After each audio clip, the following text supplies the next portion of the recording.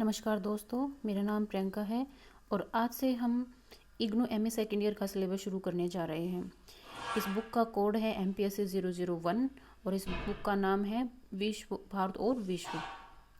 साथ ही ये सिलेबस उन स्टूडेंट को ध्यान में रखकर तैयार किया जा रहा है जो UGC नेट JRF की तैयारी कर रहे हैं। उसके साथ साथ जो स्टूडेंट UPSC की तैयारी कर रहे हैं वो इस सिलेबस के गो थ्रू हो सकते हैं।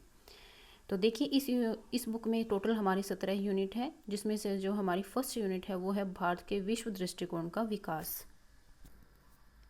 तो इकाई की रूपरेखा में हम देखेंगे कि भारत के विश्व दृष्टिकोण का विकास किस प्रकार हुआ, परंपरागत मूल्यों के स्रोत का इसमें क्या योगदान रहा। इसके साथ साथ जैसे जैसे हम इतिहास से लेकर साम्राज्यवाद और वर्तमान स्थिति के बारे में जानेंगे। तो देखिए, सबसे पहले है हमारे पास प्रस्तावना में इस इकाई का मुख्य उद्देश्य इस बात का विश्लेषण करना है कि भारतीय इतिहास, संस्कृति एवं दार्शनिक परंपरा तथा स्वतंत्रता आंदोलनों के आदर्शों ने स्वतंत्रता पश्चात इसके विश्व दृष्टिकोण के विकास में किस प्रकार योगदान किया। किसी भी राष्ट्र के विश्व दृष्टिकोण जो कि सामाजिक क्रिया के रूप में हो और उसके निर्माता जो उस सामाजिक सांस्कृतिक वातावरण के अंश हों जहाँ वे क्रियाशील हैं, उन परंपराओं तथा मूल्यों, विशेष तौर पर जो कई युगों से संचारित होते आए हैं, के महत्व का खंडन नहीं किया जा सकता। भारत के संदर्भ में यह तर्क संगत है क्योंकि यह एक प्राचीन सभ्यता स्थल है जहाँ कई महान संस्कृतियों का मिलन होता है। भारत के प्रथम प्रधानमंत्री जवाहरलाल नेहरू, जिन्होंने अपने प्रारंभिक दिनों में भारतीय विश्व दृष्टिकोण का निर्माण किया, के अनुसार भारत के विश्व दृष्टिकोण के दो पक्ष हैं, शांति का रचनात्मक पक्ष और राष्ट्रों के बीच अधिकतम सहयोग। यह भारतीय विदेश नीति के निर्माण में पुरातन चिंतन पर आधारित है। अतः उन सामाजिक मान्य परंपराओं का वर्णन आवश्यक है जो विभिन्न चिंतकों के लेखक से अभिव्यक्त होता है अथवा प्राचीन सभ्यताओं और प्रथाओं में सम्मिलित है, भले ही इन भारतीय आदर्शों और उद्देश्यों में त्रुटि या कोई कमी हो। अब हम देखेंगे कि परंपरागत मूल्यों के स्रोत क्या क्या हैं। वेद जैसे धर्म ग्रंथ भारत के प्राचीन मूल्यों का मुख्य स्रोत हैं। इसके अलावा मनु, याज्ञवल्क्य एवं पराशर ऋषियों द्वारा रचित ग्रंथ, धर्म ग्रंथ, बौद्ध एवं जैन ग्रंथ, महाकाव्य रामायण एवं महाभारत, पुराण, दंत कथाएं, प्रसिद्ध राष्ट्रीय घटनाओं का इतिहास एवं धर्म ग्रंथ तथा उपासना की पुस्तकें आदि स्रोत हैं। सामाजिक मूल्यों में जन शिक्षा के माध्यम के रूप में ये महाकाव्य धर्म ग्रंथों तथा वेदी ग्रंथों से अधिक महत्वपूर्ण हैं, जिनका ज्ञान कुछ लोगों तक ही सीमित है। उपयुक्त मूल्यों के परंपरागत स्रोत आध्यात्मिक, सामाजिक, आर्थिक एवं राजनीतिक जीवन जैसे मानव जीवन के विभिन्न पक्षों को छूते हैं, क्योंकि प्राचीन काल में ही भारतीय मानव क्रियाओं को सख्ती से विभाजित नहीं किया गया था। दूसरा, इन परंपरागत मूल्यों में कई बदलाव आए हैं। इस बदलाव का कारण इस्लाम एवं पश्चिमी संस्कृति का प्रभाव, विवेकानंद, टैगोर, तिलक, अरविंद, गांधी एवं नेहरू जैसे आधुनिक भारत के चिंतक जो काफ़ी हद तक प्राचीन भारतीय चिंतन से प्रभावित थे तथा जिसने स्वतंत्र भारत के स्वरूप के निर्माण में उनके चिंतन को प्रभावित किया है। आइए अब देखते हैं विश्व दृष्टिकोण के विकास में परंपरागत मूल्यों एवं विषयों की प्रकृति क्या रही। विश्व दृष्टिकोण के विकास में भारतीय परंपरागत मूल्यों के 5 पक्षों का योगदान है। ये पक्ष है मध्यम मार्ग का महत्व, सहिष्णुता, आदर्शवाद, यथार्थवादी परंपरा, साम्राज्यवादी परंपरा की अनुपस्थिति तथा नकारात्मक शर्तों पर सकारात्मक विचारों की अभिव्यक्ति। अब देखते हैं हम मध्यम मार्ग का क्या महत्व है। सबसे पहले मध्यम मार्ग का महत्व भारतीय संस्कृति एवं परंपरा की मुख्य विशेषता है। जैसे संस्कृत की कहावत है, अति स्वतर बर जाएत, अर्थात सदैव अति से दूर रहे। यह कहावत असीमता, अतिवाद एवं चरमता की सोच के प्रति भारतीय दर्शन की घृणा को दर्शाती है। यह भारतीय संस्कृति में एक सूत्र की तरह चला आ रहा है। भारत द्वारा मध्यम मार्ग का महत्व उसके लक्ष्यों के संश्लेषण जैसे धर्म, जिसमें कर्तव्य सामाजिक, नैतिक, आध्यात्मिक या धार्मिक, अर्थ में धन और संचय, काम में इंद्रिय संबंधी सुख और मोक्ष जिसमें कि हम मुक्ति आदि में हैं। यद्यपि धर्म और मोक्ष को ज़्यादा महत्व दिया गया है, परंतु अर्थ और काम को भी उपेक्षित नहीं किया गया है। उदाहरण के तौर पर वात्स्यायन की कामसूत्र, खजुराहो की मूर्तियों एवं कहावत सर्वगुण कंचन श्रेयंती सभी सद्गुण स्वर्ण में है, में यह सुस्पष्ट है। अतः भगवद गीता सभी इच्छाओं की दिव्य स्वीकृति का उल्लेख करती है, जो कि नैतिक व्यवस्था और नैतिक संहिता का उल्लंघन नहीं करती है। इस बात में मतभेद हो सकता है कि भारतीय इन आदर्शों को कितने व्यवहार में ला पाए हैं और जीवन को सामाजिक, आर्थिक एवं राजनीतिक धार्मिक व्यवस्थित अवस्था में पहुंचा पाए हैं, जहां दोनों लोगों इस लोक और परलोक का आराम पा सके। लेकिन भारतीय संस्कृति की इन सहक्रियाशील परिणामों का खंडन नहीं किया जा सकता। माइकल ब्रीचर के अनुसार भारतीय दार्शनिक परंपरा का केंद्रीय सार महात्मा बुद्ध के समय से चला आ रहा है, जो अतिवाद एवं चरमपंथी मार्ग को अस्वीकार करता है। इसके विपरीत यह दार्शनिक सापेक्षता, बौद्धिक उदारता, अच्छाई एवं बुराई के सह अस्तित्व पर बल देता है। संक्षेप में यह समझौतों का मध्यम मार्ग का सिद्धांत तथा विरोधों के सहिष्णुता की बात करता है। नेहरू ने कहा भी है, भारत ने विभिन्न धर्मों को अपनाया है और उनमें सामंजस्य स्थापित किया है, यहाँ तक कि भूत में विज्ञान और धर्म के बीच विरोध में भी, और शायद यह हमारी नियति थी कि विभिन्न विरोधी विचारधाराओं में सामंजस्य स्थापित करें। इस प्रकार की सांस्कृतिक दार्शनिक परंपरा के कारण भारत ने शीत युद्ध के दौरान दो प्रतिद्वंदी अंतर्राष्ट्रीय विचारधाराओं, पश्चिम का उदारवादी प्रजातंत्र और सोवियत समतावाद के बीच का मार्ग अपनाया। व्यक्ति की गरिमा और नागरिक स्वतंत्रता का सम्मान, लोकतांत्रिक राजनीतिक संस्थाएं, कानून का शासन एवं आधुनिक तकनीक आदि मूल्यों के क्षेत्र में पश्चिम और भारत के बीच समानता है। इसी तरह सोवियत वितरण न्याय, उसकी औपनिवेशिकवाद एवं नस्लवाद के प्रति और उसकी एशियाई मनोवृत्ति को भारत महत्व देता था। इसलिए भारत ने किसी भी गुट का पक्ष लेने से इनकार किया और अपने आदर्शों और हितों के लिए दोनों से सहयोग लेने का निर्णय लिया। सम्राट अशोक का स्मरण करते हुए नेहरू ने कहा, हम गुट की राजनीति, जो कि एक दूसरे की विरोधी है, से स्वयं को दूर रखते हैं। इन प्रतिस्पर्धाओं, घृणा एवं आंतरिक द्वंद्व के बावजूद हम आपसी सहयोग और एक विश्व राष्ट्रमंडल की दिशा की ओर बढ़ रहे हैं। यह मैत्री का संदेश था जिसे भारत ने 1946 में दिया। मैत्री की इस नीति ने भारत को ऐसे विश्व में युक्ति चालन करने की स्वतंत्रता प्रदान की जो अपने विभाजनों में बटा हुआ था। यद्यपि कुछ आपत्तियों के बाद बड़ी शक्तियों ने भी कोरियाई, इंडोचाइना, स्वेज एवं अन्य संकटों में भारत की तटस्थता की नीति को लाभदायक स्वीकार किया। इस प्रकार भारत ने दोनों गुटों के बीच सेतु का काम किया और उनके बीच विचारधारा के संघर्ष में रूखेपन से ऐसे राष्ट्रों के समूह में विशिष्टता हासिल की जो सैन्य शक्ति एवं आर्थिक सामर्थ्य में इतने कहीं अधिक थे। हमारा दूसरा पॉइंट है सहिष्णुता।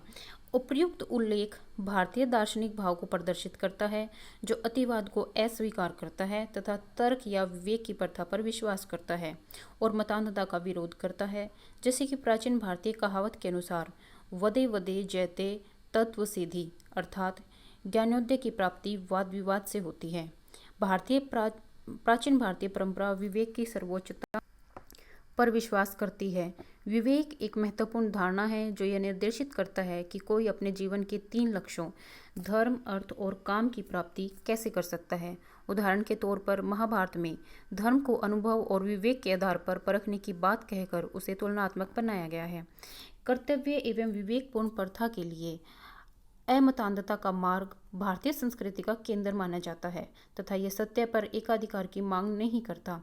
यहीं से सहिष्णुता का उदय होता है। सहिष्णुता का यह मार्ग इस बात में विश्वास करता है कि मानव मस्तिष्क, जिसकी शक्ति और पहुंच सीमित है, सत्य की प्रकृति को उसकी पूर्णता में नहीं समझ सकता। अतः ऋग्वेद में कहा गया है, एकम सद विप्रह बहुत वदंती, अर्थात विद्वान एक सत्य के विभिन्न तरीकों से व्याख्या करते हैं। उपनिषद कहता है कि जिस प्रकार विभिन्न रंगों की गाय सफ़ेद दूध ही देती है, उसी प्रकार विभिन्न मार्ग एक ही लक्ष्य की प्राप्ति करते हैं। सहिष्णुता का उल्लेख सिर्फ धर्म ग्रंथों में ही नहीं है, बल्कि यह एक सामाजिक सत्य भी है। यही कारण है कि जब पहले 47वीं ईस्वी में केरल पहुँचे तो वे न तो सताए गए और न ही वहाँ से भगाए गए। इस प्रकार जब प्रथम यहूदी लोग 70 में केरल पहुँचे तो उनका स्वागत किया गया तथा उन्हें अपने धर्म का प्रचार करने की स्वतंत्रता दी गई।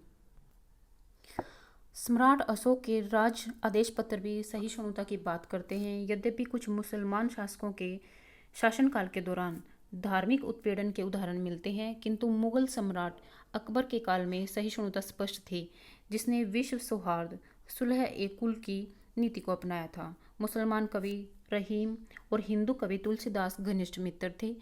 सम्राट शाहजहां के वरिष्ठ पुत्र दारा शिकोह ने उपनिषद का फारसी में अनुवाद किया था। भारत में निरंतर जातीय और धार्मिक हिंसा यह बताती है कि आज की तुलना में पहले कहीं ज़्यादा सहिष्णुता थी। यह अस्वीकार नहीं किया जा सकता कि सहिष्णुता भारतीय जनजीवन के लिए मूल आधार है। इन सब बातों से यह पता चलता है कि धार्मिक निरपेक्षता को क्यों अपनाया गया है और इसके इतने उत्क्रमण के बावजूद यह भारत में विद्यमान रही। विदेश संबंधों के क्षेत्र में भारत की सहिष्णुता की प्रथा ने उसे किसी भी गुट से संबंध न रखने का बाध्य किया और अंतर्राष्ट्रीय संबंधों को किसी भी गुट के नज़रिए से नहीं देखने का निर्णय लिया।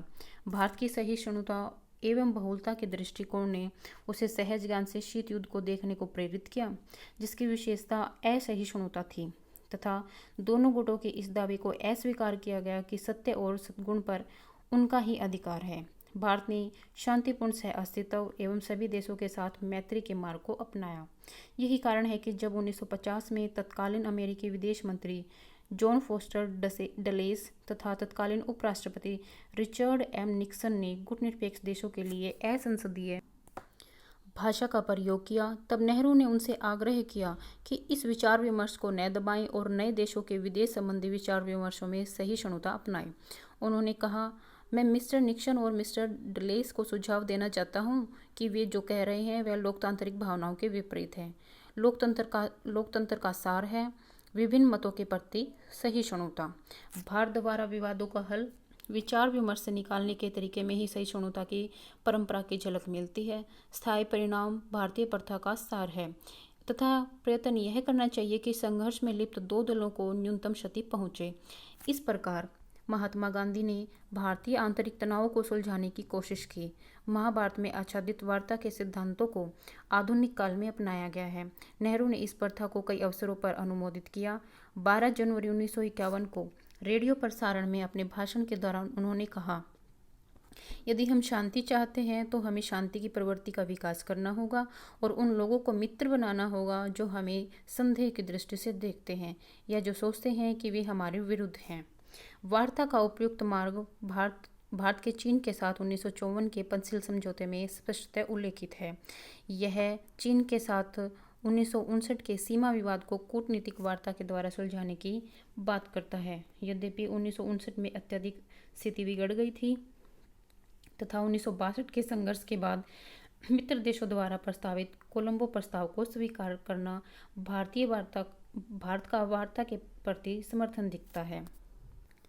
2003 में प्रधानमंत्री अटल बिहारी वाजपेयी द्वारा चीन यात्रा भारत चीन संबंधों के सुधार की दिशा में एक सच्चा प्रयास था, जो कि भारत की वार्ता की प्रथा का एक मार्ग है। समझौते का यह मार्ग 1949 में पाकिस्तान के साथ युद्ध न करने की संधि में भी प्रतिबिंबित होता है। भारत द्वारा इस संधि का आने वाले वर्षों में निरंतर अनुमोदन करना तथा युद्ध विराम रेखा के आधार पर कश्मीर का विभाजन भारत पाक शांति के हित में था। नई दिल्ली द्वारा वर्तमान में पाकिस्तान के साथ शुरू की गई शांति की पहल इसी वार्ता के तरीके को दर्शाता है। अब हमारा नेक्स्ट पॉइंट है यथार्थवाद एवं आदर्शवाद की परंपरा। देखिए, ये दोनों विचारधाराएं हैं। इसकी परंपरा हमारी बहुत पुरानी चली आ रही है, तो हम इसका व्याख्या देख लेते हैं। प्रारंभ से ही अंतर्राज्य संबंधों के दो महत्वपूर्ण मार्ग रहे हैं। कौटिल्य के अर्थशास्त्र, भारद्वाज के कार्यों में, मनुस्मृति एवं पंचतंत्र के कुछ भागों में प्रत्यक्षवादी मार्ग का समर्थन किया गया है। यद्यपि इन यथार्थवादी चिंतकों के बीच साधनों के प्रयोग के सवाल पर मतभेद है, परंतु वे राज्य की सुरक्षा और युद्ध पर विश्वास करते हैं तथा यह न्याय संगत मानते हैं कि जरूरत पड़ने पर सारे देश पर अधिकार करना चाहिए। इनका विश्वास है कि युद्ध को सिर्फ अंतिम आश्रय नहीं मानना चाहिए, इसलिए नहीं कि युद्ध अनैतिक है, बल्कि इसलिए भी क्योंकि यह महंगा और कष्टप्रद है तथा इसमें विजय की संभावना अनिश्चित होती है। पंचतंत्र में कहा गया है कि राजनीति में शांति शुरुआत के लिए और युद्ध अंत के लिए है। दूसरी तरफ एक अति प्राचीन भारतीय दर्शन के अनुसार प्रायश्चित, आत्मत्याग, अहिंसा आदि पाप से मुक्ति में सहायक होते हैं एवं मोक्ष की प्राप्ति करवाते हैं। उपनिषद हमें अहिंसा के सिद्धांत का आधार प्रदान करता है। आत्मा विभाजित एवं अविभाज्य है, जिसे हम ईश्वर या सत्य कहते हैं।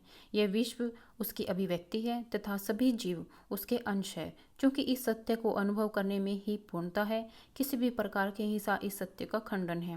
बौद्ध एवं जैन धर्मावलंबी अहिंसा के प्रबल समर्थक है। यद्यपि अहिंसा का सख्ती से पालन सिर्फ संतों द्वारा किया जाता है। इस प्रकार यह मैकियावेली की राजनीति को हतोत्साहित करता है तथा युद्ध का मोह भंग करता है। एक महायान सूत्र स्वर्ण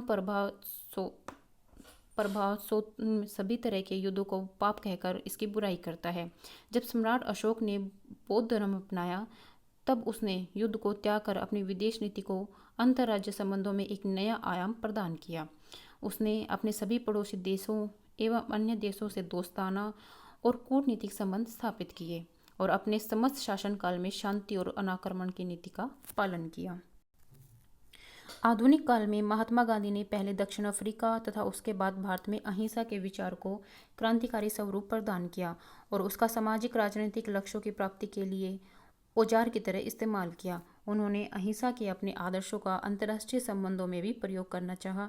यह परमाणु युग में सुरक्षा का एकमात्र उपाय था। भारत के विश्व दृष्टिकोण में निःशस्त्रीकरण का महत्व उसके अहिंसा के आदर्शों से उत्पन्न होता है। भारत के विश्व दृष्टिकोण में यथार्थवाद को 1962 के चीन के हमले के बाद बल मिला। नेहरू ने भी स्वीकार किया कि पहले हम गरीबी एवं निरपेक्षता जैसी मानवीय त्रासदियों से लड़ने में तल्लीन थे, अतः हम रक्षा आवश्यकताओं को कम प्राथमिकता दे रहे थे। अतः चीनी आक्रमण के बाद भारत का विश्व दृष्टिकोण उसके विचारधारा के बंधनों के बावजूद यथार्थवादी अधिक और अव्यवहारिक कम रहा।